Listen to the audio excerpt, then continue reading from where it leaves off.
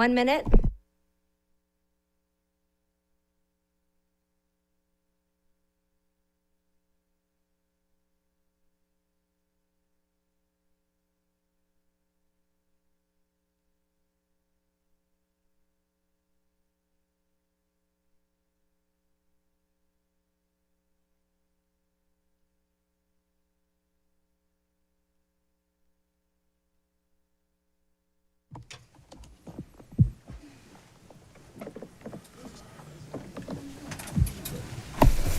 All right, good morning, everyone, and welcome to the monthly work session on August 4th, 2026. The time is 10 o'clock a.m.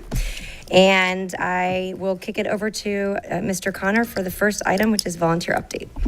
Well, thank you, Board, and good morning, everyone. Today, the topics for our workshop will consist of an overview of our volunteers in schools. We will take a look at our legal services and review the aspects of our current agreement, and then in terms of cost trends as well, and open up for discussion. And then we'll close out with some policies that we recently have shared with you, or that due to legislation have had required some updates that we'll be proposing for approval in a future meeting. So I'm going to start out with our Volunteers in Schools program. We'll jump right in. And, you know, this program really is about connecting our parents, our community members, our business partners, mentors, and our students in meaningful ways to support our schools. So today we'll talk a little bit about how the program works, the impact our volunteers have made during the past school year, some operational changes that are underway, and several of the cost options for board discussion. So hopefully you will have a clear picture of the current program and a practical roadmap for how we'll be strengthening our volunteer program. We will talk about what we require of our volunteers and what are some of those available opportunities, some recent participation in service hours, and some process improvement. So the first slide that you see here is really talking about the types of volunteers. We use 3 volunteer classifications. So our level 1 volunteers remain under supervision whenever they're around our students. We do complete a criminal history, we do those background checks, and there is no current cost to the volunteer. For our level 2 volunteers, they may interact with students directly without necessarily having staff oversight. For them, we do complete a fingerprinting process, we do a comprehensive background screening, and currently our resilience coaches will fall under this classification. Now, the total cost for the background check here is $102. We subsidize that. We only charge $38 for the fingerprinting of our level 2 volunteers. We also have student volunteers, and those are students that are currently within our school system who are at least 13 years old, and staff will take time to review their academic and discipline records, and there is no cost to the student to volunteer. When we talk about opportunities, they do differ by school. You know, each principal and school team have identified needs throughout their school. There are typically certain events that may be specific to a school, but most of the common opportunities across our district will include coming in and supporting the classroom. Maybe it's reading mentors, athletic and arts program, STEM activities, looking at a variety of school and district events that are held throughout the year, and service as a resiliency coach.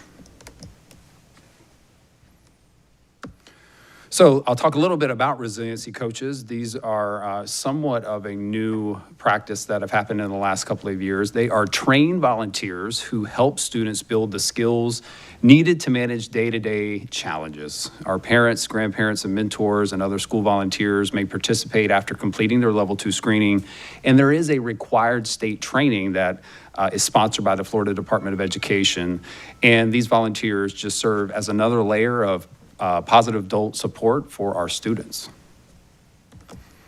How does one become a resiliency coach? It pretty much is a process that has 4 steps. First, volunteers submit an interest form to the Florida Department of Education, and then the district will receive notice and provide those level 2 screening requirements. Secondly, the volunteer will complete the online training modules, and then after that, they will complete a 4-hour practicum within 30 days. That practicum will include things like tutoring, supporting math and literacy events, and working with students during the day. And then after that, successful completion, the volunteer will submit the state survey, and after completing that process, they can begin serving as a resiliency coach, and the state will actually give them a $150 stipend. When we look across the year at the scale of our volunteers in the program, it's been pretty significant. We've had over 8,600 active volunteers in the system. But I will say only about 3,800 of those volunteers actually recorded any type of service during the school year across 43 schools and district buildings. So those who logged hours, the average would be around 26.9 of hours of service. There is a gap, obviously, between the active volunteers and those who recorded hours, and that does point to an opportunity. And as we get into a little deeper into this data towards the end, as we start discussion, I want to talk a little bit about some insights that you don't necessarily see right here on this slide, particularly about the breakdown of how many hours we're seeing for certain pockets of our volunteers. So volunteers overall recorded 103,000 hours during the 25-26 school year, and that is an increase over the last year of 99,000 hours, or almost 100,000. And we did in 23-24 actually have over 121,000 hours. Our level 2 volunteers provided a majority of that at almost 80,000 hours, where level 1 volunteers provided roughly 20,000 hours, and our student volunteers provided about 3,500 hours of volunteer service. We did have one volunteer that recorded a whopping 833 hours, and 518 of our volunteers actually served at least 50 hours. And as you can see here, Tatum Ridge, Sky Ranch, Southside, Lamarck, Fruitville, and Lakeview led the district in the total number of hours logged. So these numbers obviously are pointing to some strong participation, and they show why consistent tracking matters, because this, as the data, we look at this and we've found opportunities to really strategize around data with our volunteers. It's going to help us fulfill a lot of unmet needs across the district and really look to connecting more people to schools that need that support.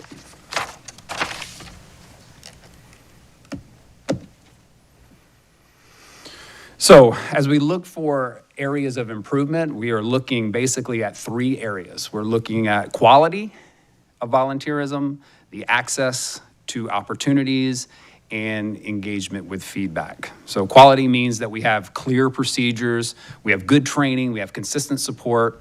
Access is really just reducing the number of barriers and making opportunities easier to find, because sometimes we get that question a lot. What do? I want to volunteer. I don't know exactly how to start to do that. And an engagement truly means communicating through the year and listening to our volunteers and improving that experience based on their feedback. So those are some things that we're really looking forward to throughout enhancing the volunteer program so that schools have what they need and our volunteers have what they need to successfully serve. So what are staff doing currently to really improve that quality of service is we're looking at developing an internal handbook and a checklist for the volunteer office. This will include having some standardized procedures, making sure that we have an annual timeline, we have our expectations for service, what are some of those reoccurring initiatives that require volunteer support, and several communication templates that will help schools better market and share the opportunities that are out there. We're also revisiting the initial and quarterly training for our school-based volunteer coordinators. So those sessions are going to focus on common procedures, practical engagement strategies, shared problem solving, and examples that schools can actually use turnkey and immediately.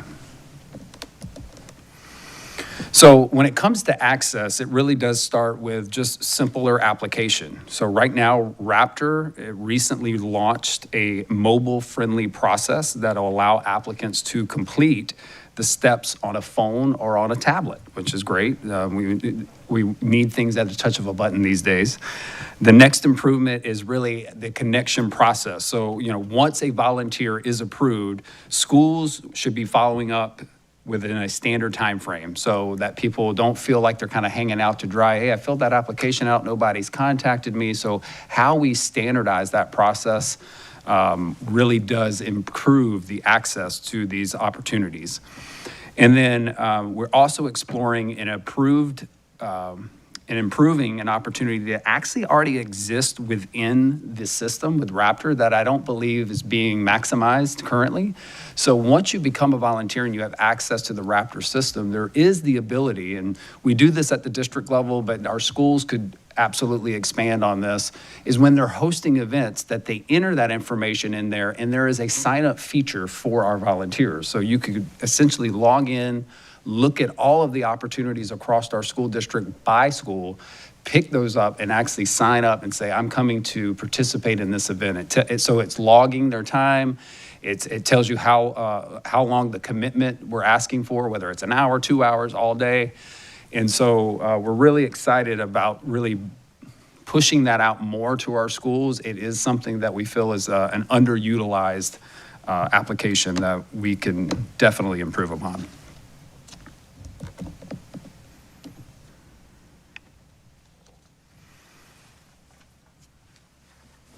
So approval should not be the last contact that a volunteer receives. After we do that, we do plan to communicate throughout the year, particularly when approved volunteers have not recorded any hours. So maximizing the use of automated reminders, addressing expiring, anytime that they may be expiring on their fingerprints, their clearances are starting to expire, we need to have better communication processes, making sure that we're clear about the process for level 1 annual renewals.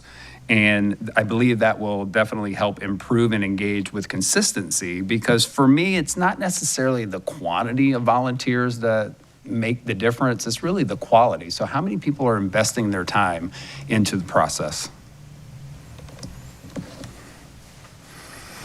So one of the final issues related to the cost that are involved, the considerations of screening, and all districts are managing this in a variety of different ways. And we've talked about this at a couple of the last meetings we've had on various occasions. And right now, what we do is basically we subsidize $102 is the total cost to screen a level 2 volunteer. And we charge $38, essentially absorbing a $64 cost for the screening. One of the things we talked about recently that the board, I know, had a little hesitation around was to increase that cost to be more comparable with our surrounding districts, going from $38 to $75, still costing the district, but obviously reducing the burden for us to do that.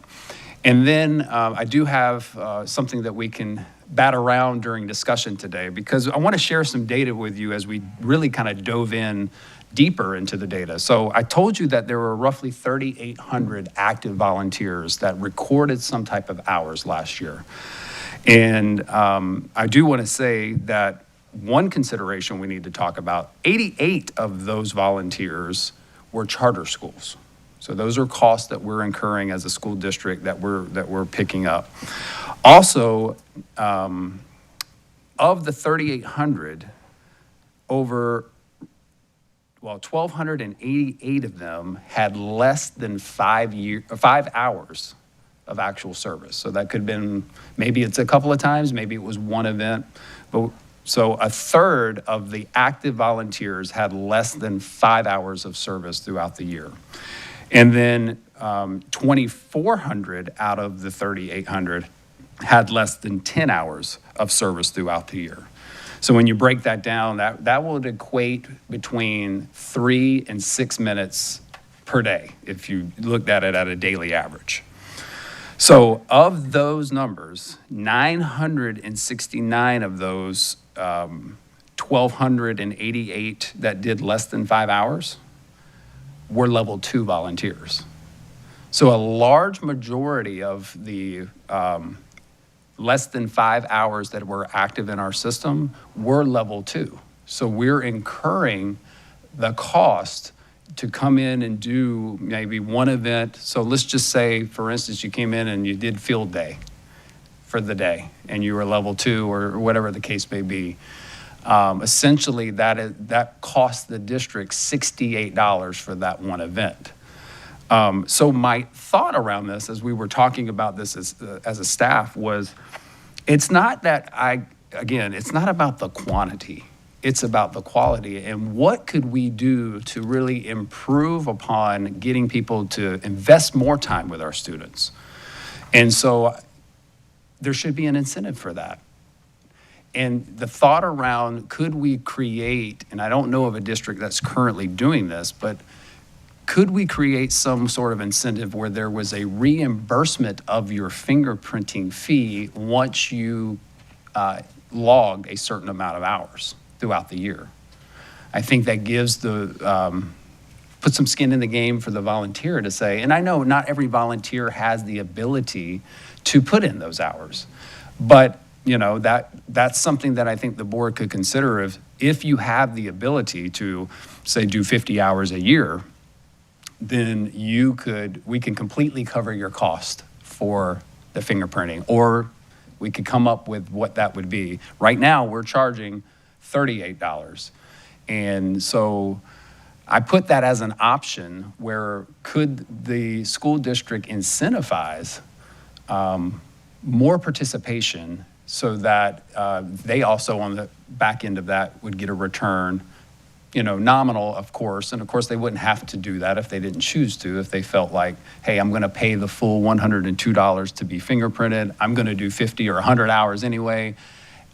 You're eligible for reimbursement, but it would be up to the volunteer if they really wanted to exercise that. Some would be willing to cover their cost, and some, obviously, that would be something that they'd be interested in getting a rebate of some sort. We could definitely work this through our education foundation, and I've already talked this over with the Ed Foundation about the concept, and so we're exploring what that would look like in a way that wouldn't be administratively burdensome for people to have to track this all the time. Maybe it's once a year, we evaluate it and then inform those who are eligible for a rebate, and then of course they would have to connect with us to receive that rebate in a time period. So just a thought, we can have that discussion, but that will conclude right now everything that I have to share so far related to volunteers, and we'll move it over to discussion. Thank you very much, Mr. Connor. Mrs. Marinelli, you're recognized. Thank you, Madam Chair. I have 3 questions, Superintendent Connor. When it comes to the student volunteers, who supervises them when they're on campus, and what are they primarily doing in the volunteering, and who's making sure that what they say they're helping students with is actually being done? Yeah, so they're supervised by adults. Typically, a lot of our student volunteers are earning their community service hours as a part of their graduation requirements, right? For Florida Bright Futures or for scholarships, it's an opportunity for them on campus to do it. So it could be a coach at an event. Maybe I'm the manager of a team, or maybe there is a teacher doing a specific event where they are supervised by adults throughout their sessions. Okay, thank you. And then the resiliency coaches, same question, who and what, and to make sure they're doing what they're supposed to be doing. Sure. I'm going to let Mr. Parento, and we have Ms. Deidre Brady here as well, who can talk a little bit about the resiliency coaches. So the resiliency coaches are those level 2 volunteers. They're allowed to be working with children without any supervision while they're on our campuses. That's done through the Florida Department of Education. Of those training modules, what they should be doing when they're on campus working with students, whether it's as a reading mentor or helping with math, literacy, other academic subject areas, that they're working with those students when they have time while they're on campus, not taking them away from necessarily instructional time or taking on sort of the role of a coach or an interventionist or something like that while they're on campus. Okay, so who is, I know you said the Department of Ed, but they're not on campus, so who is doing the supervision of that? Who's overseeing that? It would be the same way as any of the other level 2 volunteers, that the school administration, the school-based volunteer coordinator knows when they're on campus. They see when they come in and check in through our system in the front office, and then make sure that they get where they need to go and that they are where they're supposed to be while they're on campus and are working with students while they're supposed to be there. Okay, thank you. And then who at the district level is basically overseeing or in charge of the volunteer program?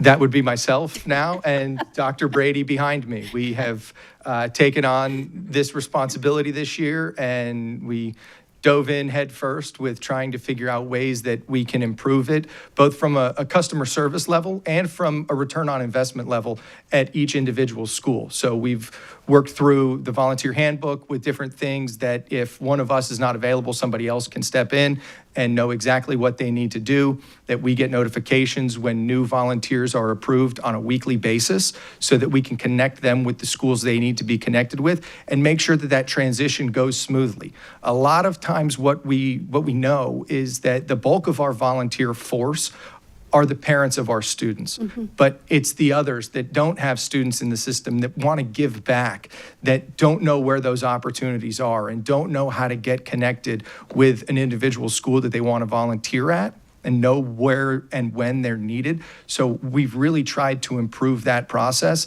and connect with them as we move forward to make sure that they are engaged and are finding opportunities that fit whatever time they may have available to give back. So we're working through all that. It's a work in progress, but we feel like we've made really good progress in just the first few weeks of this. And now that our school staff is back, getting an initial meeting with our school-based volunteer coordinators to figure out how we can all make sure that we're on the same page at every one of our schools.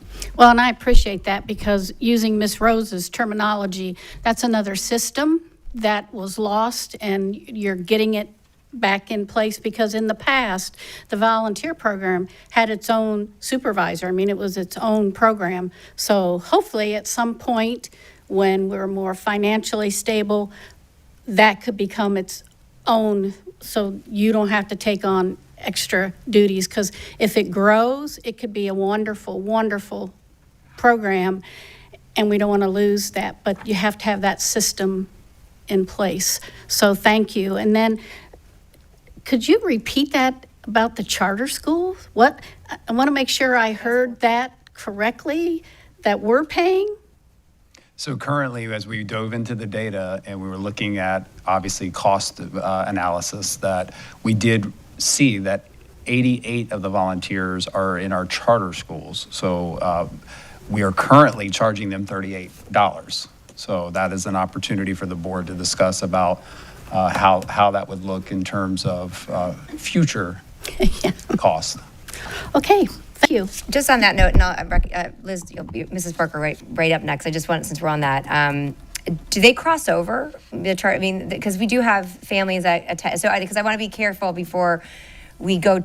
So, have we been able to drill down to that level of the family, the individual that is a volunteer that's logging hours at a charter school? They've been established in our district for district managed and charter schools for the level 2. Do we know, are they exclusively at charter schools, or do they have some? So I don't have the data to explain that, but do you have any additional you want to add to that?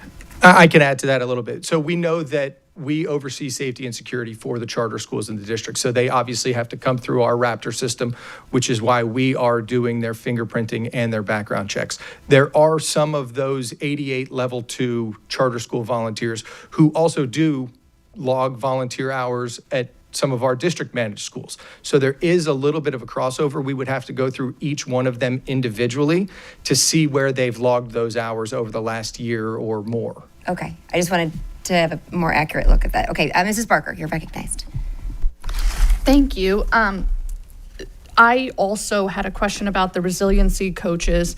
And I understand it's a state initiative, and so we don't have as much control over that. I'm wondering, at the district level, do we have any system to monitor the quality or the impact of those resiliency coaches? Currently, we do not. We have that. We want to work on that feedback system with the schools so that as those resiliency coaches are coming in, that the schools are feeling like they're making an impact with what they're doing on campus.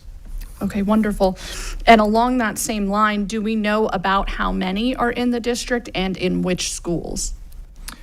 We can pull the numbers for which schools. I believe that we're right in the 35 to 40 range right now.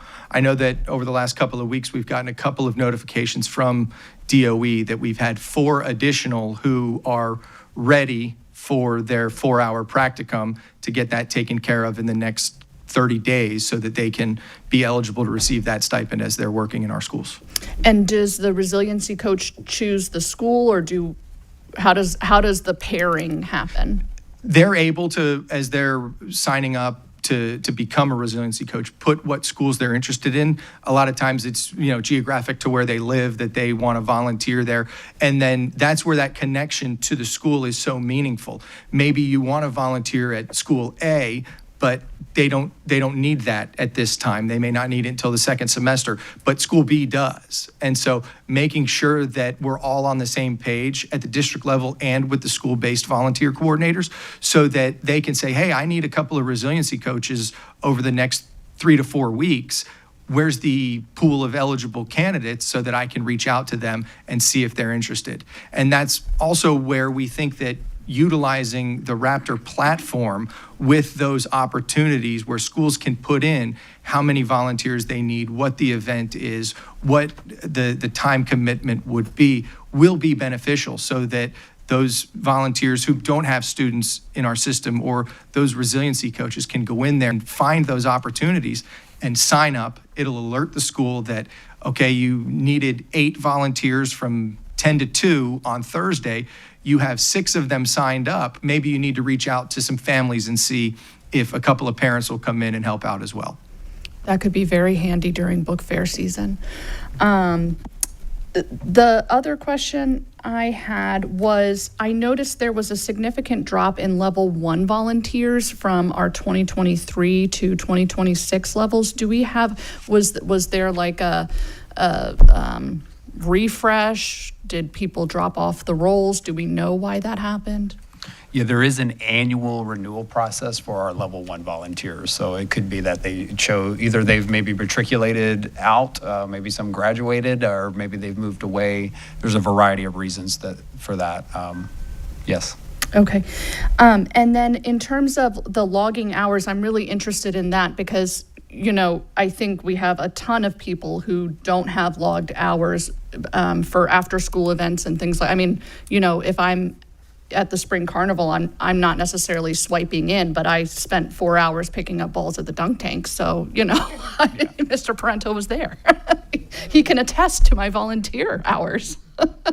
But so I think perhaps this Raptor system could help with that. Is that what you're thinking? We're hoping that it will be able to, because you are correct. Those hours are automatically tracked when a volunteer goes on campus and they swipe their badge at the kiosk in the front office as they enter, and then when they leave, they swipe their badge again that they're leaving campus. So it tracks the totality of that duration on campus. They may not be actively doing their volunteer work per se during that time, but that's the time frame that they're on campus. So we're hoping to be able to drill down a little bit more on that. And the same to your point, those after school events where volunteers come in and they're not swiping in the front office. Mm-hmm. Excellent. And then when we were talking about this rebate for hours, I had another thought. I'm interested in that concept because I think one of the other areas where we're always looking for volunteers are for like recurring commitments. You know, you're a weekly reader with a student. Those are very impactful volunteer hours as opposed to, you know, the field day person, which could be a level 1 volunteer because you're not alone with students. I wonder if that rebate might also be not just hours based, but like if you have a recurring commitment with a student, because we are always looking for people to really say, yes, I'll be there on a weekly basis, Wednesdays at 1, maybe a thought. And then my last thought on volunteers is there any thought of having like a district-wide PTO or PTA effort? Because I see the schools that have the most hours, and none of that surprises me. We're very fortunate near where I live to have those volunteers. But there are absolutely volunteers. Apparently, there's plenty at Lamarck, but other schools in South County, I know, generally speaking, don't always get the volunteer hours that they need. And I just wonder, is there conversation about a district level initiative that might help there? Absolutely. There's been some conversation going into the end of last year. So one of the things that's on my list for really raising up this year, you know, we have our teacher advisory council, we have a student advisory council at the district level, and we really need to secure and strengthen our parent involvement and voice at the district level. So we're working on that to really launch this year. Oh, that's wonderful. Thank you. I'd love to be involved in whatever way is helpful with that. Thank you, Mrs. Rose. Thank you, Mrs. Ziegler. I think from a fiduciary standpoint, obviously volunteers are extraordinarily important, but when we look at a 7.5%, 7.9 fluctuating reserve, we're looking at every $100,000 being significant. It's not like it was when there was enormous amounts of money coming in for COVID. And each one of those chunks of $100,000 costs at some point looks to the cost of a staff member. So I think this conversation goes beyond the significance of volunteers, which obviously we all would agree on in our schools. The Ed Foundation, if they are considering reoccurring costs, which is not typical of a foundation, that would be fantastic if there was a commitment into the future. As far as volunteers at the charter schools, individually, I'm okay with that. They are all our children in Sarasota County, so to say, and we are accountable for the results, even though we don't have significant oversight as a school district or a school board of our charter schools. Their results become part of our grade. So there is a significant piece there, and absolutely the volunteer impact, which does exist, and I'm confirming that on the success of any student that enters our community as an adult. So I'm concerned about operating in the red. I'm extraordinarily interested in reoccurring costs in the Ed Foundation piece.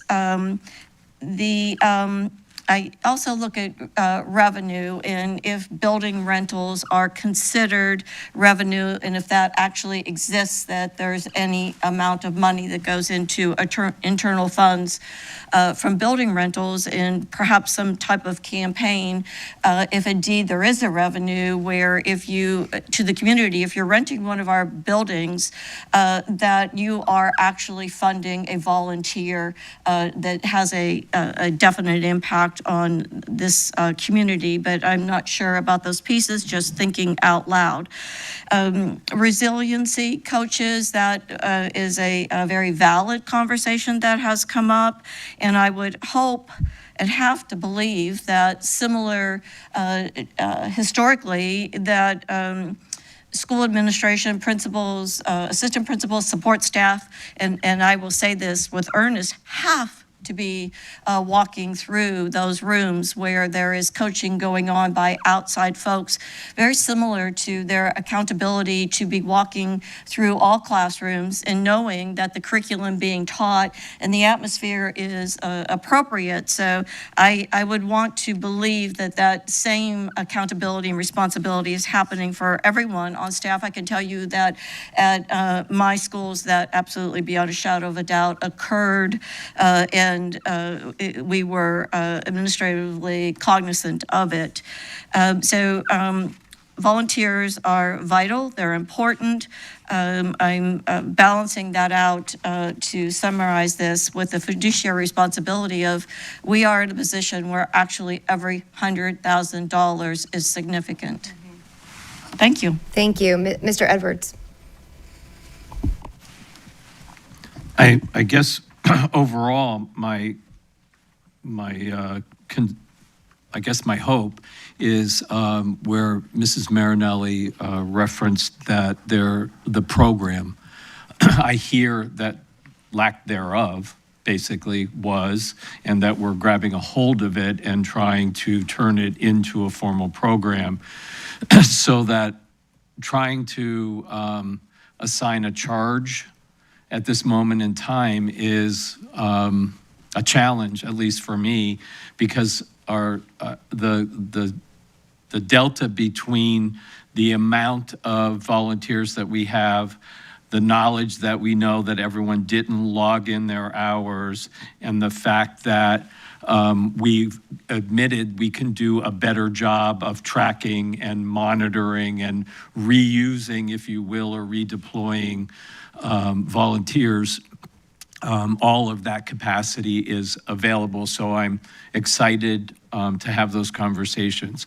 In my one-on-ones with the superintendent, I've listened to the 7 school board candidates, and they're all talking about increased volunteer capacity and ways to help our Title I students and coaching and all those kinds of things. So whoever gets here apparently is coming in with that kind of approach. So the fact that we're ahead of that in this conversation brings me more comfort, but know that that's coming as I hear the campaign trail.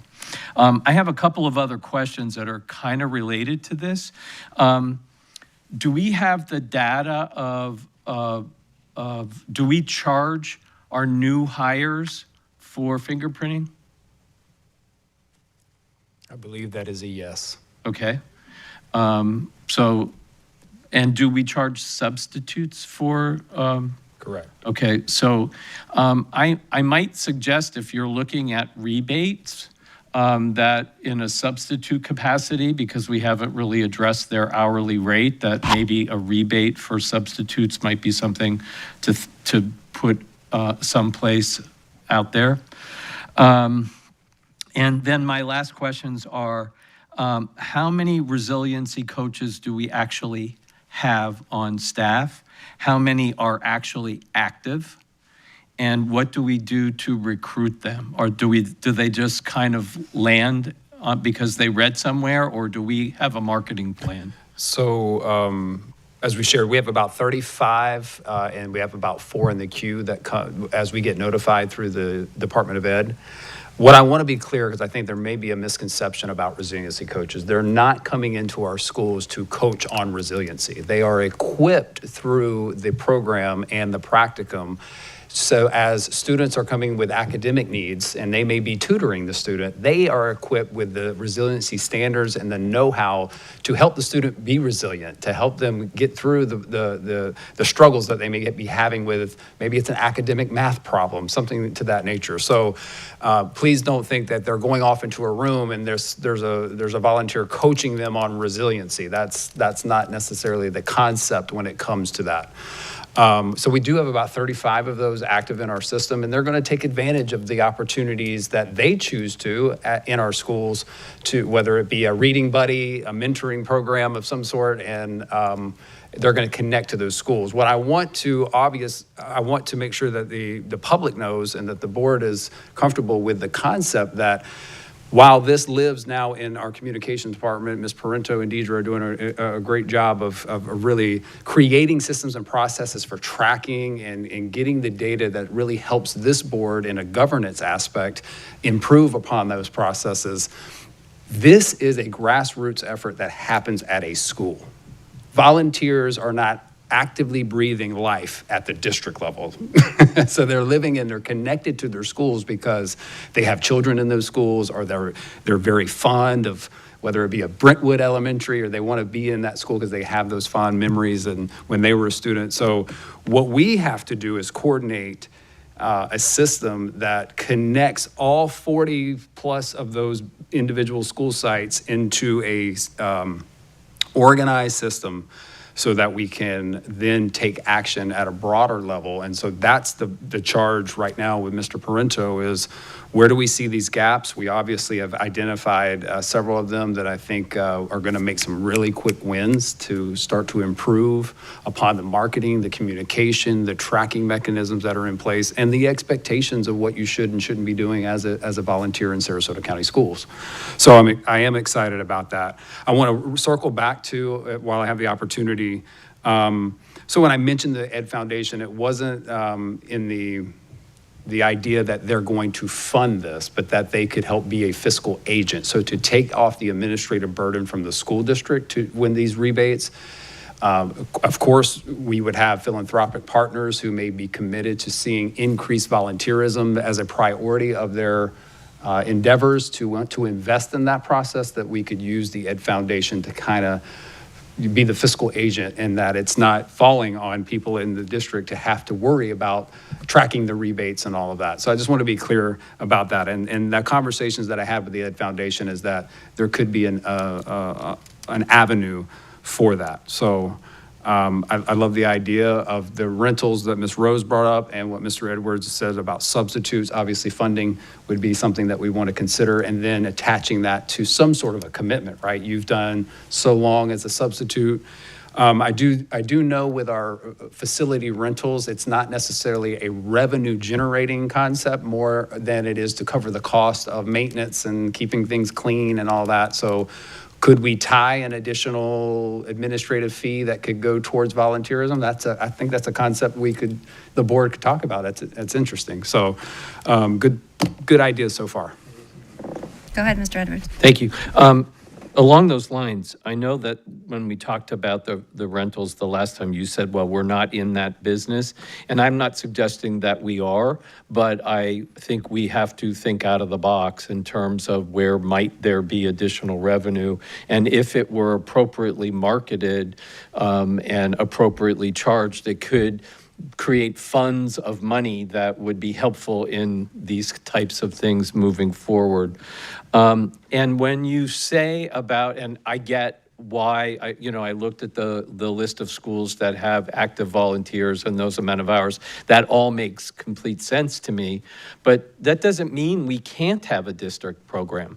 That currently those programs do exist, but I would think, I'm often asked, how do I get involved in the schools? How can I be helpful? If you look at the mentoring program at Take Stock for Children, those folks could also become resiliency coaches. Sounds to me like the skill set is kind of the same, and why wouldn't we want a squad of resiliency coaches that could be assigned out? In our last conversation where we zeroed in on Title I opportunities for students, that's certainly another layer of help that can be concentrated in those areas for our lowest quartile. So that's where I guess I'm trying to get to. That really covers my conversations.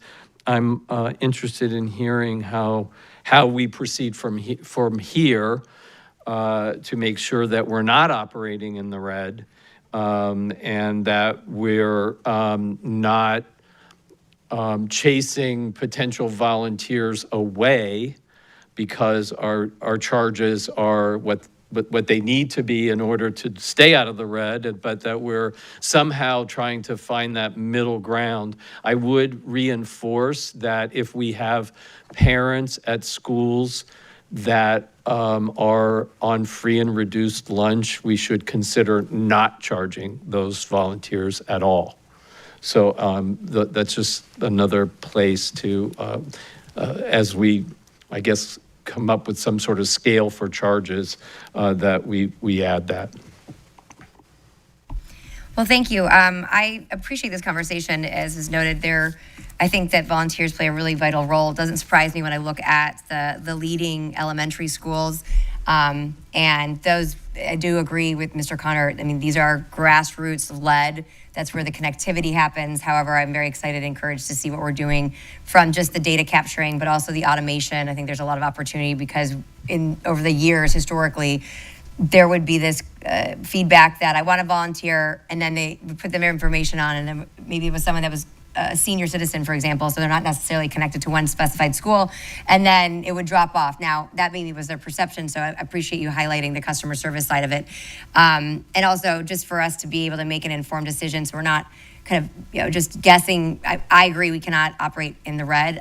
It's just fiscally irresponsible, and as was noted, we are so tight that we're down to navigating, $100,000 can make a big difference at this point, for the moment, right? So my bigger question is, when we look at level 1 and level 2, can you talk me through that process? Because I understand what the difference is as far as if you are going to be a level 1 volunteer versus the items or opportunities that you can sign up for when you're level 2. But is that something that is walked through with the new volunteer? Do they know which one? Do they need a level 2, for example, if they're trying to volunteer? Can you walk me through that process?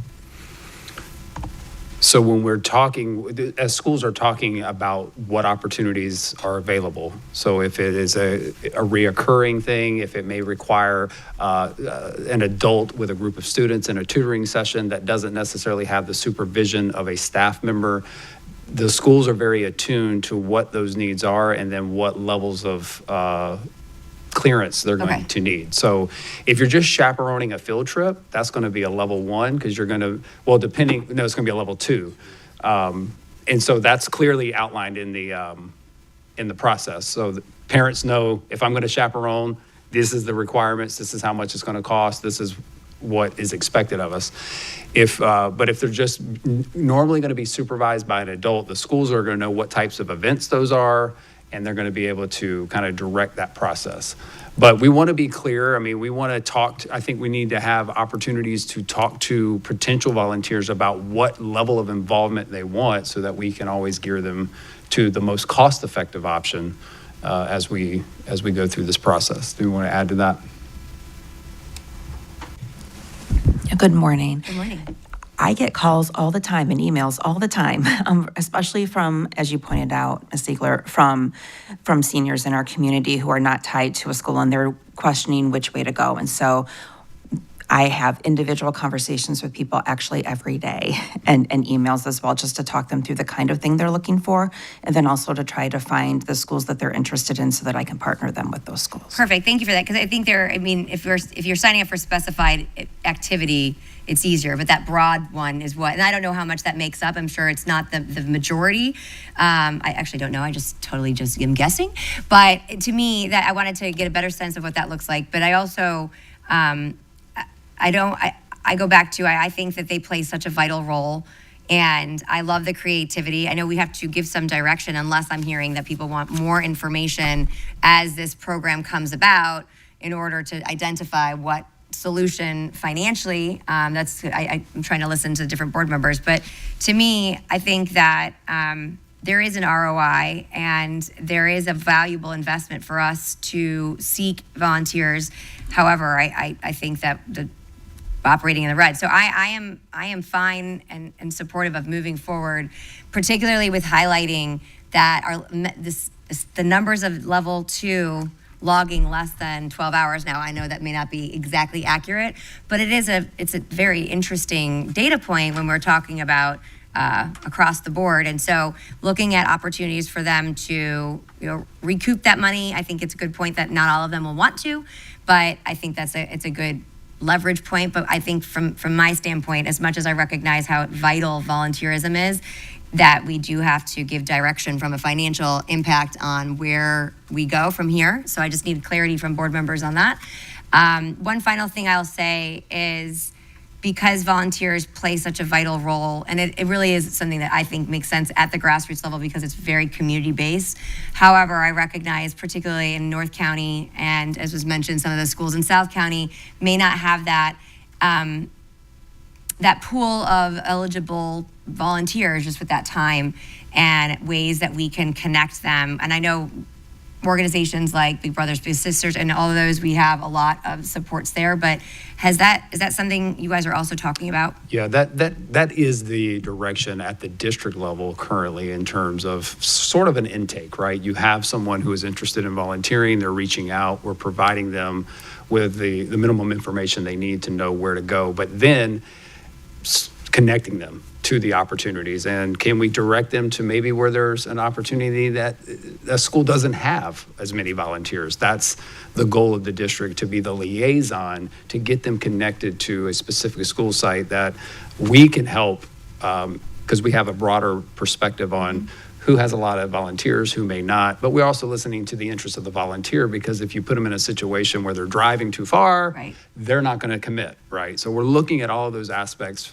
from a broader light. So I kind of see the district more of the marketing of the opportunities that exist, intaking those people that maybe don't have a specific direction where they want to go, and guiding them and connecting them to the needs that are existing in our schools. Perfect. Well, I love it. I think this is, I'm excited to see this be expansive under your leadership. It's exciting. The only last piece was on the automation. You may have already said this, that renewal, so we don't lose anyone. Can we plug that into this new system so that it is automated?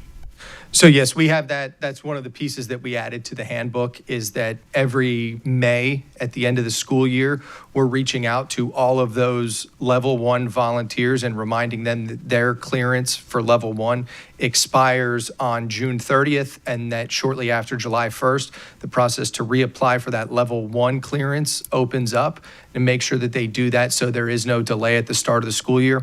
We're also working to set up the automated features for when level 2 certification or clearance expires at the end of that 5-year period, because you may do it 4 years ago and forget that yours is expiring this coming school year. And if now's a better time for me to renew it, then in 8 months, I may be interested in doing it now. So making sure that those reminders are there, that we're not losing volunteers that are still within our system. Excellent. And I'll just plug one more note. I love the idea about the option, maybe from an administrative fee added on to the rental piece, highlighting it that way. I'll leave that to you from a creative standpoint of how that would be presented. But I think that from a creative revenue standpoint, and I think people feel good about doing good things, and if they're able to be sponsored or volunteer through the rental, I think that's a great idea. Mrs. Barker, you're recognized. In terms of direction for the actual budget costs, my thought is that option 2, where we increase the level 2 cost to $75, I would love for parents of students on free and reduced lunch to pay no fee. And I would be interested in a rebate availability under that option 2. I feel like that gives us some best of all worlds in a not best situation. All right, so we hear a proposal on the floor. All right. So let's recap that. So looking that we do currently incur a cost of $102, we are currently charging $38. For Ms. Barker's proposal, that we would increase that maybe to $75 has been one of the options that we have proposed. And then putting in a caveat for free and reduced lunch families that they would not pay. So in your instance, would not even pay the $38. It'd be a completely free. And then for the remainder cost of the 102, that gap is what I'm hearing you say. So $27, we would incur that cost, and then a rebate of what, the $75 if they do it, or? I think maybe even just a rebate to the 38, or you could do 50 Okay. down to 25. But at some point, they are earning the Rebate. rebate, yeah. Yeah. Okay. Mr. Edwards? Just so that I'm clear, no matter what, the option one, a level one or level two still costs the district $102. Correct. And they do pay at this point, level two, they offset $38 of that 102. So we're paying $64. Even for a level one. Level one, I believe, is $5. We incur that cost ourselves. So it doesn't cost $102 to be a level one? A level one, that's Okay. correct. I really feel that, like, I saw that you have allow for additional donations. You have that under option one. I think that should be in both options, option one and option two, that we're allowing for, and that they can take on the $102 in total. And then the only other thing, because I know this is becoming difficult from an administrative point of view, but that a person could also check, I'm not interested in the rebate program, so that they automatically disqualify themselves from any kind of data collection on their hours to rebate.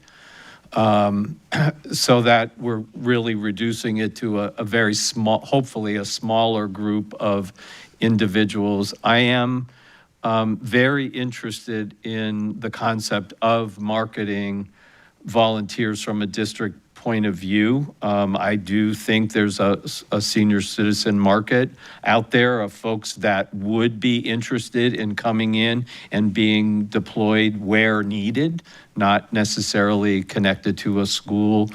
Maybe, of course, you know, if they live North County, they don't want to drive all the way to Northport and vice versa, but those things are fine. I could live with the number $75, but I think that we need to reevaluate this after your program and your data collection, and I think we should throw a stake in the ground to say to Mr. Connor, can we look at the data 6 months from now and make sure that we're not chasing people away because of the $75? You know, we just want to have that sort of, so I'm with Mrs. Barker, 38.75, check off, if you're not interested in a rebate program. Free and reduced for, you know, folks. Thank you. Mrs. Marinelli? Thank you, Madam Chair. I just, I need to have, and maybe we can do this in the one-on-ones, when we're paying for the charter schools. And by no means, I mean, everybody that knows me, I support charter schools, but we charge for every other service, whether it's transportation, whether it's food services, whatever they choose to that. So everything that we provide helps all kids, and that's what the goal is. But if we're talking about being cognizant of all monies, is that 88 adds up. So is that something that we should be paying for, or should the charter schools be paying for? So I'm just having, maybe you and I can talk and you can help me through that, because we don't pay for other services for them. And I just think if we need to take care of our finances, so we can talk about that. So thank you. Thank you very much. With the proposed that Mrs. Barker brought forward, what was initially presented to the board that we had? So initially at one of our regular board meetings, it was on the agenda to increase from $38 to $75. Okay, so the different, and I actually have. So that's a $37 increase. So a $37 increase. Okay, and how do we know? Because I understand from food and nutrition, but if they're on free and reduced lunch, walk me through how you guys would identify that. we could look at their child, if they have applied and they would need to, this would be another way to market applying for free and reduced lunch too, right? You know, we want our families to do that as often as possible, and sometimes they choose not to for various reasons. So we would be able to look in the system if they had a student. Now, if they were a senior citizen, I don't necessarily know if they're free or reduced lunch. Maybe if they have SNAP, a lot of times direct certifications through SNAP or Medicaid, there are ways that they could probably provide some type of proof of that. We could venture down that road and see what options are there. If I mean, maybe baby steps, because administrative, I want to make sure this is administratively feasible. But you answered my question when it came to the students. So that information is shared. You'd be able to identify that. And so how much of I know that you don't have these numbers right now. I was going to pull up what you had before, because we still would be operating in the red. Is that right? So the option so far doesn't fully cover the cost. A full cost would be $102. Okay. Mrs. Marinelli, is that from previously? Yes. So the superintendent needs direction. So is that something that is support for the 75-0 no cost for free and reduced, recognizing the selection of rebate, not interested, I guess, on the front end? Is that something you would be able to do? And I think I want to be clear too, we would look at those donations to do the rebate process. Right. So that would be a piece that we would work with our philanthropic partners to have that pool. That's why I said the Ed Foundation could be the fiscal agent, that we could work to encourage. And I do believe there are people who would prioritize if they knew we were incentivizing increased volunteer hours versus just covering operational costs, that there would be donors that would be willing to contribute to that pot of money, and we use that to offset through a rebate process. Okay. Just so you know that we're not just going to rebate from the general fund. Right. We're going to rebate through a donation style with the Ed Foundation being the fiscal agent. Good, because that would be bleeding further, which was my point. Okay, well, I think that I am okay with that. Unless we can dive in. I think the data is very interesting, and I do look forward to seeing how that tracks. Especially when you mentioned that the lower tier of hours really did make up a substantial amount of our level 2, and I think that is worth addressing. But I don't know that we'll take baby steps there. So I guess it's that seems where I'm not seeing any other proposals on the table. Mr. Edwards.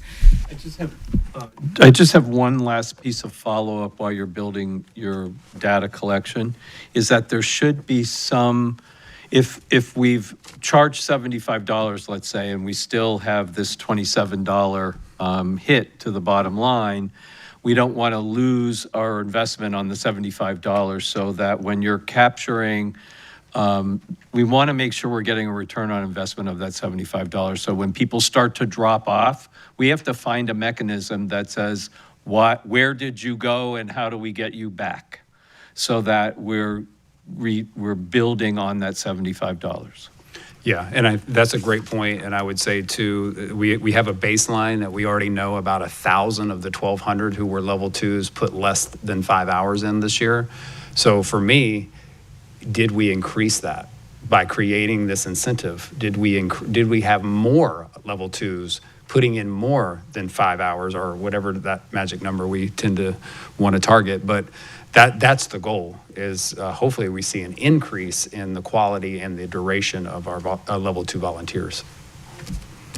Very good. Well, I appreciate that. Mr. Connor, do you feel you have the direction you are needed in order to move forward? Yes, thank you. And then we will. So that concludes. Thank you, Mr. Parento. Thank you for all of the work you're doing. I appreciate this. I think it's a really valuable piece that we actually as a board haven't discussed in quite a long time. So thank you for all your work. Moving on to the next item, Mr. Connor.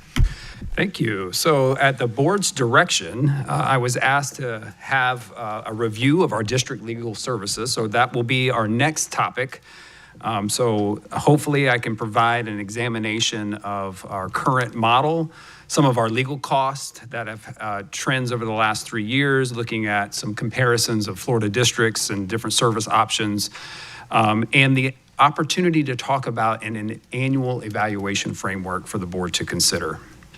So I do want the board to understand that this is more of a governance discussion. This is not about making a decision today or talking about a specific model or anything like that. This is really just looking at those trends and having some conversation. And if I may, Chairman, just because I respect that as board members, this is not something that we look at the superintendent for a recommendation on, because this is solely in our, as we say, lane. Right. However, I know that, and I will tell you candidly, not just in Florida, but across the country, it is probably one of the most common questions I oftentimes hear when it comes to what kind of makeup, what's the best structure from a legal standpoint. There are governance components that you have to consider, and then certainly the fiduciary standpoint. And then some of them do fall under management control when it comes to some of the operational things that we'll highlight. But I asked Mr. Connor, based on the conversations I've heard other board members ask, to break down what our current legal expenses are, not just as a bundle, one line item. There's a lot of nuance there, and so in order to have any kind of informed decision making, we need to peel that onion back a little bit more so there's clarity there, and then compare what other districts are doing when we look at structure, and then looking at what options are available to us, as well as any policy decisions we want to make when it comes to just the general policy of oversight. Again, not, God bless you, not directed specifically at our council here by any measure, but just from a policy and procedural process, I thought that would be helpful as well. So, Mr. Connor. All right, thank you for setting the stage. So looking at our current legal representation and the model that we use, you can see from the screen here, we're contracted services with Shoemaker. They represent both the school board and the superintendent under policy 2.40 and have been serving the school district since 2021. The firm does provide a variety of services, whether it be from routine advice, contract and policy review, board meeting support, governance advice, and litigation management. Now, we do contract with other other legal entities that are supervised by Shoemaker, and that would be in specialized matters such as workers' compensation, labor relations, ESE, whether it be a quasi-judicial proceeding or we have an independent investigation. So during 25-26, we did record over 6,300 hours of legal service, and of those, 1,400 of them were routine service hours, and 4,900 of them involved the board or litigation matters. So 26 attorneys do help provide the services across these hours, and they ranged across a variety of areas. So when we talk about routine work, our current contract with Shoemaker is billed at $275 per hour. Our board meetings, any complex or adversarial work that's done, litigation, those are billed at $325 per hour. So these contracted rates have remained unchanged since 2021. So what does that structure look like? Obviously, the school board is the client that holds the contract authority. Shoemaker, Lube, and Kendrick serves as general counsel, and Patrick Duggan is the manages the assignments within the firm's litigation department. Specialty and conflict counsel is used for more specialized matters for the district. Authorized requests are channeled through several individuals that include the board, the superintendent, or cabinet level designees as circumstances arise. The agreement continues until terminated according to the contract. There is no necessarily termination date. And the board may terminate without cause with written notice within a 90-day notice. And any rate changes that may come through from Shoemaker would have to be obviously board approved. So what are the scope of legal services? The scope falls into basically 4 of the broad categories that you see here. Governance, which includes our board meetings, sunshine law, public records, policy review, and board procedures. Operations, which are more contract reviews, procurement, facilities, real estate, charter school matters. People-related work includes like labor relations, employment, professional standards, investigation, and ESC matters. And then disputes. Those are typically going to be your administrative hearings. You have state and federal claims, mediation, settlements, and appeals. So obviously we have a breadth of different issues that we're always dealing with as a school district. And so you can see there's a wide variety of services provided. That workflow essentially begins with a request from the board, the superintendent, or our cabinet designee who's approved for that. And then that matter is then triaged. We used, kind of determining the urgency, what the subject matter is, what privilege and required expertise is needed. And then we assign that to our general counsel or specialty counsel and an internal owner on the district side. And then that just helps us track how we're doing and meeting deadlines, coming to settlements, and making sure all the invoices and everything is reported accurately. And then, of course, the closeout process, which is just the documentation that results of what was the outcome, the cost, the lessons learned, and any prevention steps. So. And I think, too, that is an opportunity that where we as a board could do an improved job of how we're documenting the process, especially when it comes to litigation, because that tends, as you will see, to be probably the most cost prohibitive aspect of this. All right, so that's just, again, kind of another structure or a way to look at the approval authority when it comes to whether it be routine advice that we're receiving from legal counsel, contract reviews, and other personnel matters, and who has the approval authority. Now, as when it comes to settlement agreements, I have obviously a board policy that we can settle up to $50,000 without necessarily bringing to the board, and anything above that delegated limit would come to the board for approval.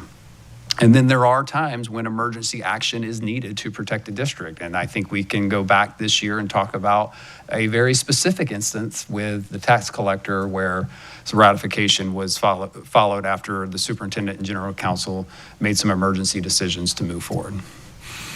So when we look at the different types of matters, we do break them up into the different pieces. I won't go through each of them, but obviously you can see the examples of some of the matter types that we are reviewing on a daily basis. So now we're going to walk into really, I think the impetus for a lot of the conversation today is some of the costs that is derived when it comes to legal services.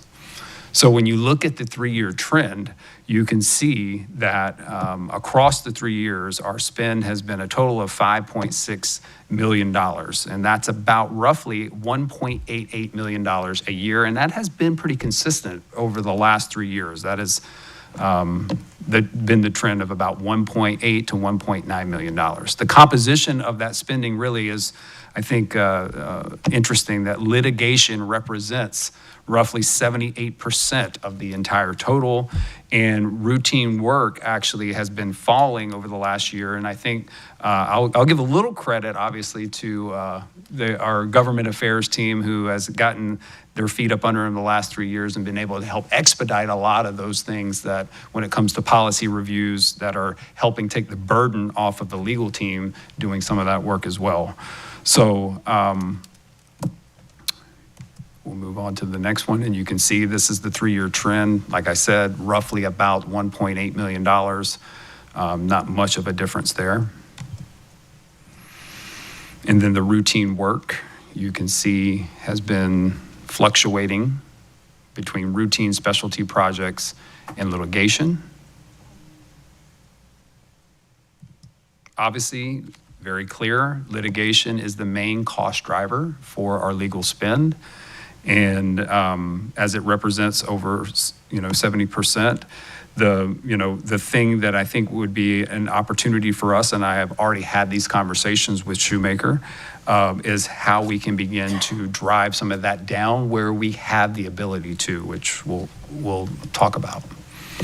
Our routine work, again, has declined in 23-24 from roughly $466,000 down to $266,000 for this last current year in 25-26. And just for the sake of knowing what routine work is, that those are like the board meetings, those are the policy reviews, the public records requests, contract reviews, looking at things like ESC and HR and student services, sometimes involving law enforcement, and then of course construction services as we go out and deal with the legalities of that.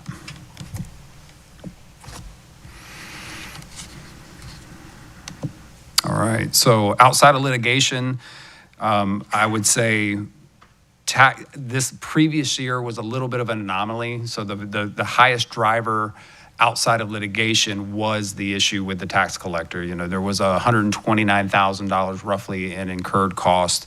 Honestly, to me, as a result of all of that, that was something that we had a complete ROI on, because that was a tremendous success, I would venture to say, not only for Sarasota County, but for the state of Florida.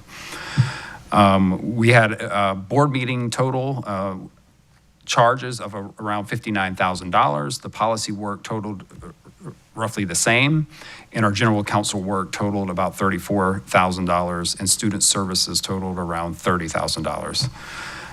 We did have other drivers in different places, whether it be IT, other affiliation agreements. So that's for your review there.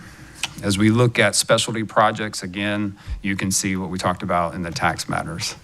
So what are the primary litigation cost drivers? Obviously, it's the volume of cases and the age of active cases in the billable hours. You know, there's a lot that goes around discovery and documentations, whether it be depositions and witness preparations, having to bring in experts.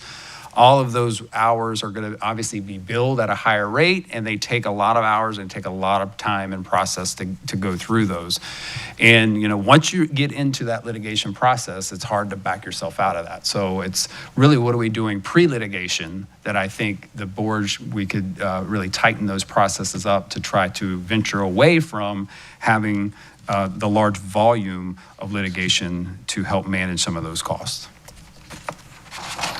So I bring this up because I actually had a conversation with Shoemaker around some of these ideas. So so that we were on the same page about what are some actual ways to limit and drive down some of those costs pre-litigation. And so obviously, stage one there shows that having an early strategy and having case management, making sure that we had regular reviews of what are the ongoing cases, were their ability to kind of off-ramp those before they head into some sort of a litigation posture, looking at making very specific budgets and having thresholds of where we wanted to be, and then how we could work with the firm to remain within that goal, having approval chains to help with that process as well, and even looking at software that is some proprietary software to help give us some insights about how to manage particular types of pre-litigation things that come to us, or, you know, there may be the opportunity that we're going to head into litigation. What are some kind of pre-suit avenues that we could explore to keep us from going there? And that includes artificial intelligence, that, you know, that's helping create some decision trees for firms that I think we could look at as well. And then where can we obviously push some of the administrative work to paralegals not necessarily being charged the hourly rate of, say, the lawyers. When we look at Florida, we did an analysis to the best of our ability. There's no way to capture this. There's no central repository of all this information. So we were looking at, basically, there are 3 service models generally that are provided to Florida school districts. It's either fully contracted services with an outside attorney that does most of the work. You have an in-house staff where the district employs legal counsel and the support staff, or there's a hybrid model that uses both outside and on-staff employees. So just looking at options, obviously we can maintaining our current contracted model. Obviously the potential strength there is we have continuity with the services that we currently have. We have access to the variety of specialty resources that the firm offers. No legal department to manage internally, and when we need to, because of spikes in litigation, you have the ability to scale very quickly. That's the benefit of having contracted services. Obviously, potential risk is the hourly billing, right? So if you have, it's hard to forecast what that's going to look like, and that can vary year to year. And then if you don't if you switch to a whole different model, you lose a lot of that institutional knowledge. Option B is maybe looking at modifying the contracted services. Possible changes could include having a retainer for defined routine work, matter budgets for litigation and specialty assignments, a pre-approved panel of specialty firms, which we currently kind of already have that in place. We already kind of know who we use for workman's comp or ESC matters. Service standards for response times and reporting, having a consistent invoice protocol, and making sure that we have a scheduled procurement and a market review cycle in place. I think that would be important for the board to consider. Option C is totally going in-house and looking at that. That obviously would, I think, a benefit of that would obviously give us direct access and staffing control, but it also creates overhead. It creates salaries and benefits in the office and the technology and the supervision and all of those coverage obligations that you would have with an internal office. And then would you still need outside counsel, obviously for specialty work and overflow, and then of course conflicts of interest that may arise. So you would have to think about what type of reporting relationship that would look like between the board and the district staff, and then of course what that performance process looks like too. Then there is a hybrid model, which that could be a situation where outside counsel is handling complex litigations, looking at bonds and finances, construction disputes, other specialized matters. And then more commonly, managed items could be done in-house. That is an option that some school districts are looking at. Here are just a few around some of our neighboring. So you can see Pinellas has a staff attorney, a school board attorney, and an assistant school board attorney. Osceola has general counsel and paralegal. Manatee has a school board attorney and general counsel to the superintendent. Volusia having general counsel for the school board and a staff attorney, so more of a hybrid model there. Lee has a suite of legal services, school board attorney, chief staff attorney, 2 staff attorneys, and a paralegal. Collier also has a suite of attorneys, a school board attorney, district general counsel, paralegal, and a legal assistant. And Polk having a school board attorney for the board, and then a paralegal as well. And we can go on and on with other school districts, but I figured this would be probably sufficient. So I know one of the things that many school districts do as a part of their process for continuous improvement and accountability, and it works under any model, whether you're contracted service, in-house, or a hybrid, is having an annual evaluation framework. And so as anything and any staff that we have under our umbrella has an evaluation process where we have expectation goals and metrics, and then of course feedback loops. I think that would be an improvement that the board could consider when it comes to legal services, so that there's clarity. There's clarity around are we hitting the mark, or where can we improve?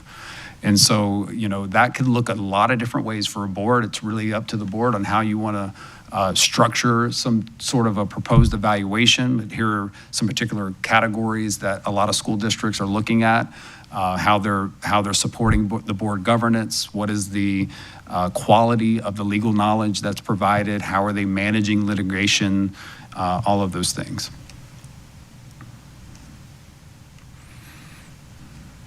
There are obviously many ways to review it annually, how they're meeting those goals. Obviously, key performance indicators are metrics that you could decide as a board. Maybe you're looking at, you want to know what's the turnaround on contract review? Are we delaying, and it's just racking up hours? What are the types of litigations that are there, and how is the firm managing those to get those settled? Obviously, just looking at the budget to the actual legal spend, and a variety of KPIs that you could come up with. And then, of course, having that process, making sure that you have the right data, the right reports, looking at the finances each and every year, and then providing that feedback is a part of that evaluation process that the board should be considered, and it should be transparent, obviously. I did provide just a draft form that just some things for the board to consider, different categories, different evidence pieces that you'd want to look. Obviously, you would want to have some sort of a rating scale. This is an example that is used in one district, a 1 to 5 scale. I'll just share that this is actually the evaluation of Manatee County that they used for their council.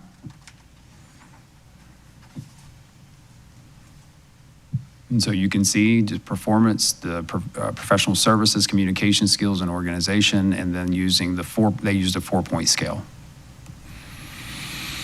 So I know, again, like we said, this is a discussion and there's no decision to be made, but I do propose for the consideration of the board that we look at our current policy, which is 2.40, and I think just in having conversations and one-on-ones throughout really the last 3 years, I think there are two things that the board has consistently talked about is making sure that we're doing due diligence from a fiduciary responsibility of having some sort of a cycle of a pulse check in the market to know that things are where they should be in terms of the financial obligations that it comes to legal services. And then the evaluation piece, that is a standard practice across Florida school districts that I think is a gap currently in Sarasota County. And so the proposal that you see on the screen here really just addresses those two, as having a 5-year RFP process, our procurement process out there, as well as an evaluation instrument that could be started maybe going into this year or next year, whatever the board decides, to evaluate the performance of the legal services. So that is my presentation, and I'll turn it back over to you, Madam Chair. Well, thank you, Mr. Connor. I appreciate that. I know that when we've talked about it earlier, because this is truly a board decision, but gathering that information to give us a better sense of what structures exist, what is out there, what other like size, I would say, school districts are doing. I will say, from a matter of governance, I personally believe, I believe it is in best practice to have an independent general counsel available to the board for no matter who's the superintendent. It's a governance, it's not specific to any superintendent or general counsel as individuals, but I just think structurally that's good. I will also say that the expenditures, having been here when the police department was stood up, and it was done very fast, and there was not a cost analysis and prior to that. Love everything you're just doing. I'm looking over at Chief Enos right now, but from a historical content, I think it's very important from a lesson learned standpoint, because looking at the magnitude of expenditures or the human capital or whatever else would be required to lift up a legal department is also important to consider. And then also just looking at some of the hybrid models and what is their legal spend. I don't know how granular you got, but I will say I very much agree as a best practice for any large professional service that the district should have some review, whether it be a minimum of 5 years. I know we made a policy change for insurance brokerage services in a similar capacity, and it just keeps everyone accountable, and it also allows for a market check, as you said, to see, to ensure from a fiduciary standpoint. And then I think with any of I really do like the idea of the annual review. It's not something I've seen this district do, and it makes complete sense because we review and evaluate our superintendent, you review your staff, and I think it's a matter of fact, and I think that allows the general counsel to have a better clarity as to where they are falling, meeting the mark or et cetera. So looking ahead, I would be supportive of that. Mrs. Rose.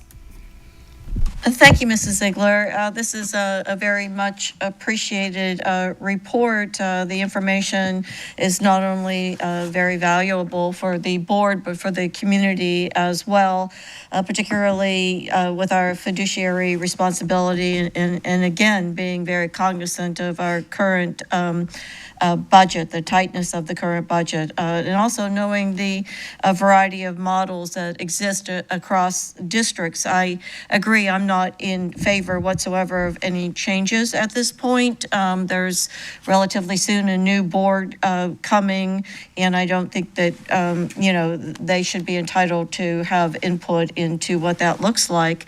As far as the evaluation goes, I think it's outstanding and needed. However, I would not agree that it occurs right now. I don't think it's fair for any one to be evaluated when they haven't had the opportunity. I say that for everybody in our school system, to know, in this case, what the board's priorities are. I think before someone is evaluated, they should have the opportunity to know what we as a board are prioritizing. But I will say it again and again, this is incredibly valuable information, not only for the board, the community, but I think legal counsel as well. So thank you for the presentation. Thank you. Mrs. Barker. Thank you. I do have a question. Because litigation accounts for so much of our spend, do we know which specific areas, ESE, I don't know, due process, employment, all those things are seeing the most growth or that we're spending the most on? I can tell you that it's not ESE. We spent less than $100,000 on that last year. And typically that's what we budget for. But specifically around some of the cases that are currently pending, I'll defer to Mr. Duggan to talk So about. I would say it ebbs and flows a little bit, but the main litigation pieces are like risk management, negligence type claims. That's the overwhelming majority of it. We occasionally have employment claims that are big ticket items when they arise. That's about, probably one, maybe 1.5 a year. There's EEOC complaints, obviously, that get lumped into that bucket, which I like to think we successfully defend most of the time, and they don't materialize into litigation. But the primary driver is operational things like auto negligence, school buses, running a red light and crashing into somebody.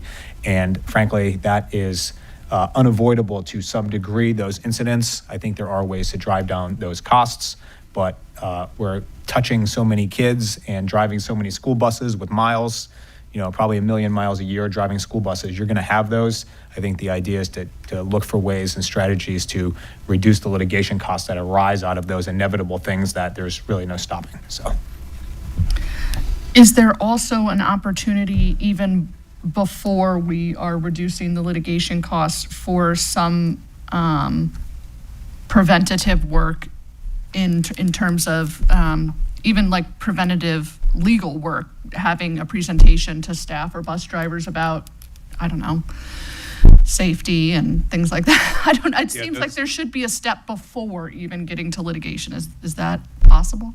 Absolutely. And those things are routinely done on an annual basis, especially for those high-risk areas. And whether, workers' compensation claims, I think there's opportunity there to continue to provide appropriate training. Someone throws their back out because they improperly lifted.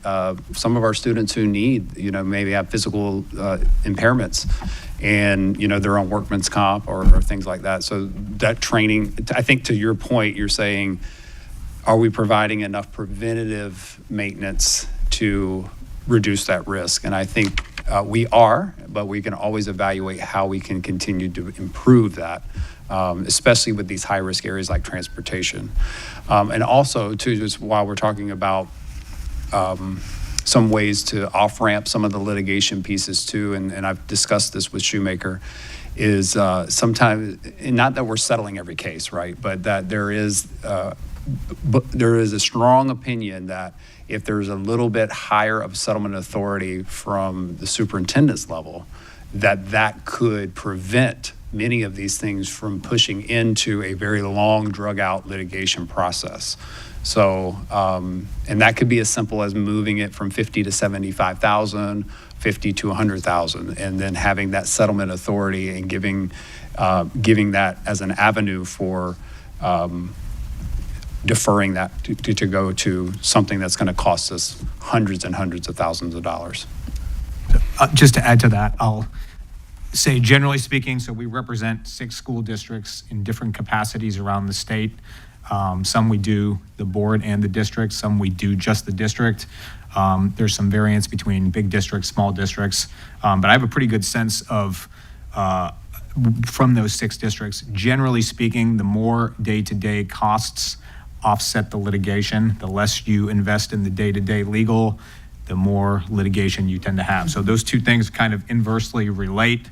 And then I think from a cost standpoint, I think there are some ways, and I certainly would have discussions with the board and Superintendent Condor to drive down some of those costs and maybe avoid litigation in the pre-litigation stage. But I think we do a pretty efficient job. I'm really proud of the work we do here, frankly.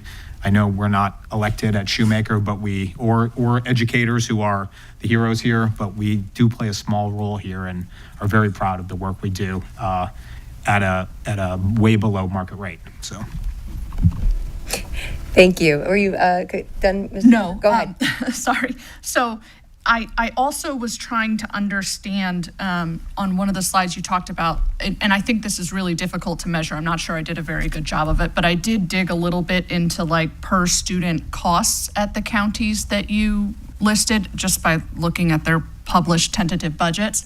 And again, I'm not sure that I fully captured that because of the way that they do their hybrid service delivery, but it did look like we were in the top tier of spend per student when you broke out the categories. The lowest from my analysis was Lee, which seems odd because they have so many people there helping them, but they were at about $18.63 per student, and Sarasota is about $38.19 per student. Again, with the caveat that I am not an analyst, and I think there are certainly line items in these budgets that go towards legal that are not just under the board and governance line item. Does that make sense? Yeah, and that was a reason. There was intentionality around not including that because we could not verify exactly those numbers in terms of a per student cost. Were we pulling the right data from the budget lines? And so there was a purpose to not include that in case for that particular reasons. But yes, you're right. It's definitely a metric that I wish was readily available. If they could capture that, maybe at the state level, that would be very helpful. It'd be very helpful. But I was more looking at not just an individual county level, but a service delivery model, like hybrid versus fully outside sourced. And it does seem to me that the trend is that the hybrid model seems to be slightly more cost effective, which I think is interesting. And then I also added St. John's to the analysis, just because they have a similar enrollment to us. And they had an interesting situation where it appears to me, looking at their budget, that they have a fixed retainer for general routine matters, and then like a specialty panel, RFP, capped overflow. And I thought perhaps that is something to talk about. And I did see the retainer as being one of the strategies that you talked about as well. So, but I know that also, that said, our routine costs are so low already. So I think balancing that with,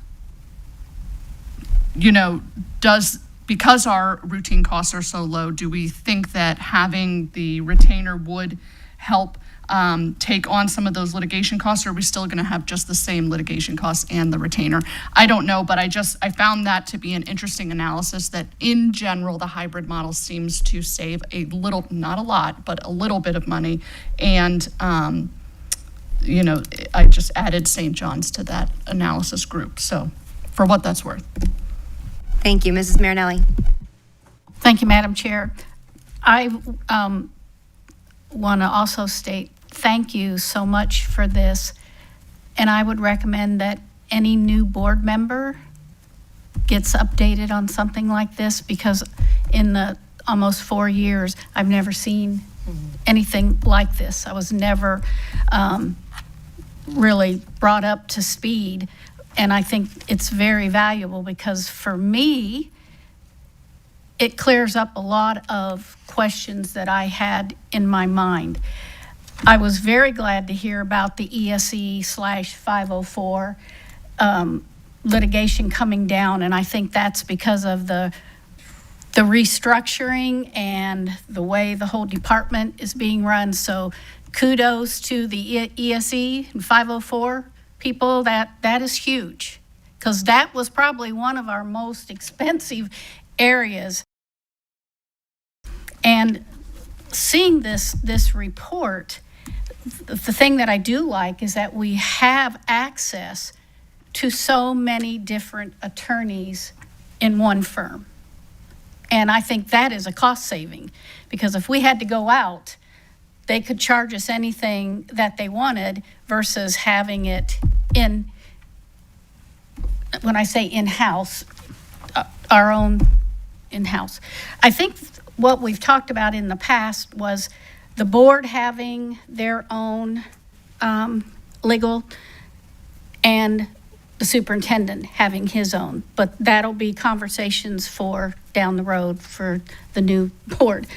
And I know we touched on it, but do we have somebody that reviews like the litigation? I know we're talking about the pre-litigation, but somebody in risk management that, you know, that Mr. Duggan can go to, or anybody goes to on a monthly basis and reviews these things, so we stay ahead of all of that instead of waiting and then all of a sudden, you know, it's brought to the board or whatever.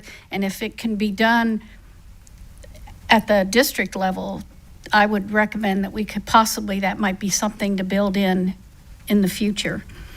I think. Oh, and I do like the annual evaluation.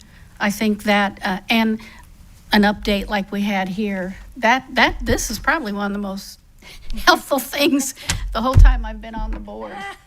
Because I just didn't get anything like that. So anyway, as it stands right now, I'm, with just some tweaks, I'm good with what we have. So thank you. That was a great presentation. Thank you. Told you, it's one of the most commonly requested questions for school board members. Mr. Edwards, go ahead. I'm good. Oh, very good. Well, I will conclude with, I appreciate this. I think that a lot of, as Mrs. Marinelli highlighted, there's a lot that exists or that is included when it comes to evaluating it, a lot of things that need to be considered. I would address, and this is my nerdy risk management self, but so much of this is a function of risk management. And so when I look at the costs, you know, an average cost, it ranges from, if you look at as a percent of the budget, now there are nuances there. How many students are you impacting or what have you, as was mentioned, but it ranges as 0.1 to 1% of a budget, and I think we're right around in that realm. There are going to be spikes, so when I look at it in my mind, and even if you look at some of those different districts, I'd be more curious to see what trends they have of litigation specifically, because it is typically the higher, well, it encompasses almost 80% of the spend, which is substantial. And so then that goes back down to, some of them are going to be anomalies, but which ones can be controlled. And so, and I believe even if you look at the frame, the time frame where certain things have reduced, that I believe would attribute, again, the longer data sets you have, and then you can, the better informed you can be. And then you have to look at what was happening. There's a different superintendent, or there was, there was a COVID, whatever they are. There's going to be those anomalies that do create circumstances. But if you look at just those 3-year trend, I think it's a very positive outlook. As things decrease, I think systems have been put in place. I think routines are there. And then, when you look at the litigation, some of these are, and I know we've had this conversation many times, they've been on the books for quite some time. And so trying to put in remedies or structures that will at least allow more control, I think that's already taking place. Mr. Connors highlighted this. I know when we first had the very difficult discussion with the gap that we had in our budget, the first thing I said is, I think we need to try to really get aggressive with the litigation side of things, but that's going to be all under the management side. And I'm very appreciative of this, because you highlighted that work. That's been an ongoing conversation, but I think it is important for the community to know that. But overall, I would like to see a policy created, as was noted, just as a general rule of thumb, that there would be a minimum review period. 3 to 5 years is what usually I think of when it's a professional services, thank you. And I also think inside that policy, or we do, I don't know, it would be a separate one, but that would also include an annual review. And then to Mrs. Rose's point, because we do have a new board coming in, I believe that what that actual review looks like would be aligned to what those priorities are. And then that general counsel has, they have visibility as to what's being measured, what those priorities are. But I think as a matter of good practice and policy, we would be able to adopt those. So that would be mine. This is fabulous. Very, very good job. I really appreciate it. And I appreciate the conversation. Were there any other closing thoughts on this topic? I would just say Ms. Marinelli brought up a good point around every school district and every superintendent that I've had the privilege of getting to speak to, whether about this topic, and I think it is another opportunity for Sarasota County Schools, is that good governance does require that you have school board representation and that the superintendent has separate representation when needed. Not to say that we need to hire anybody in-house or full-time, but very similar to that aspect of contracted services. There may be times where there's legal advice provided to the board that needs to be verified from the superintendent's aspect when it comes to implementation of policies and statute and things of that nature, and having a second opinion or having separation, no conflict of interest between the board's interest and maybe where the superintendent's going.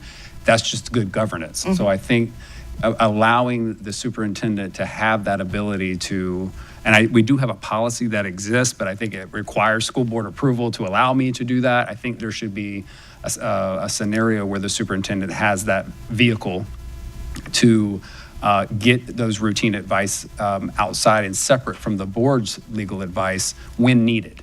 I would say that's very rare, but that opportunity doesn't currently exist in our makeup right now. So to clarify, the current policy, Mr. Parento, is that it would require board approval, because the way in which I could see that is that within it, it would be in the budgetary component of the retainer. Right. So currently, I have a $50,000 delegated limit for services, right? And so, I mean, theoretically, we could be doing that, but I think there should be more delineation around this particular area for the superintendent, because maybe it goes over that 50, and then I'd have to come back to the board.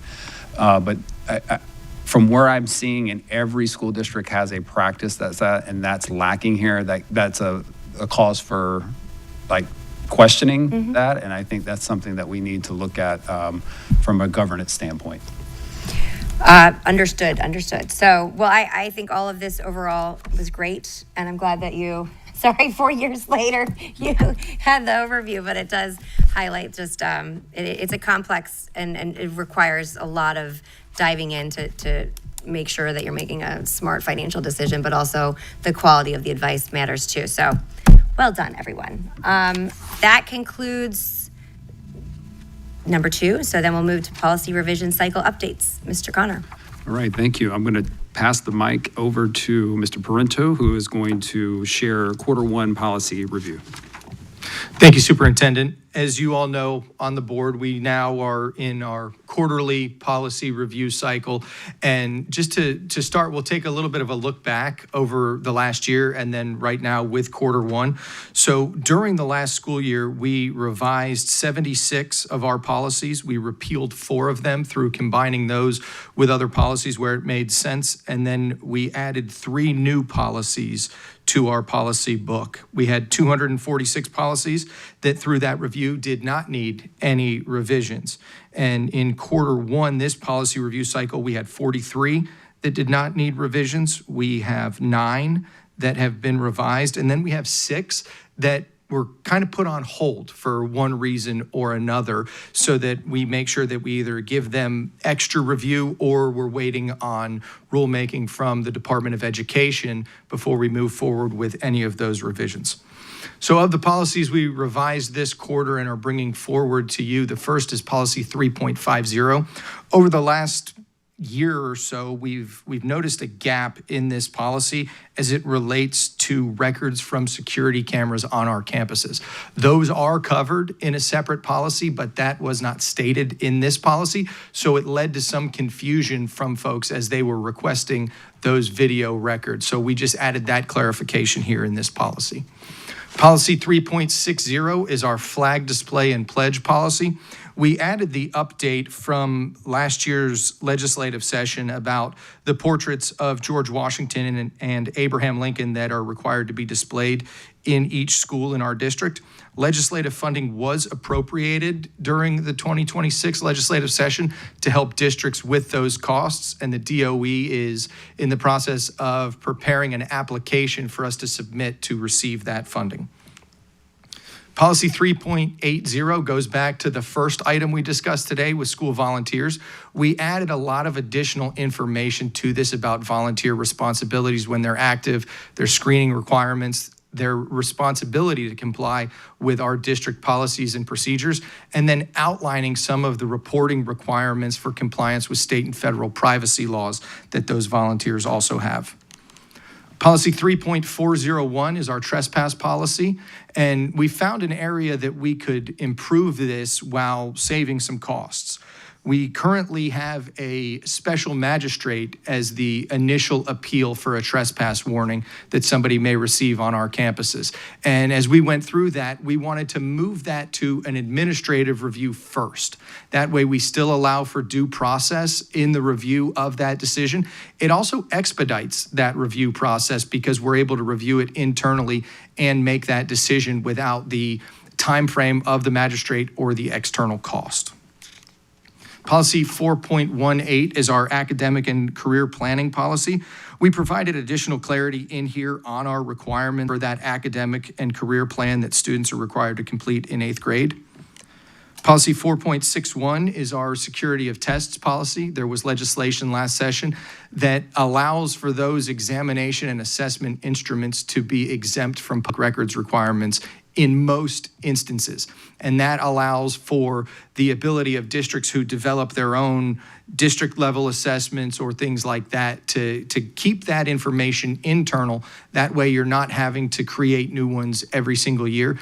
There are disclosure requirements for those with the DOE, other districts, colleges, state universities upon request, and that we must provide them to the DOE, the Florida Board of Governors, and the State Board of Education when they request that information. Policy 3.48 is a policy that we did an extensive review and revision on. It's our service animals policy.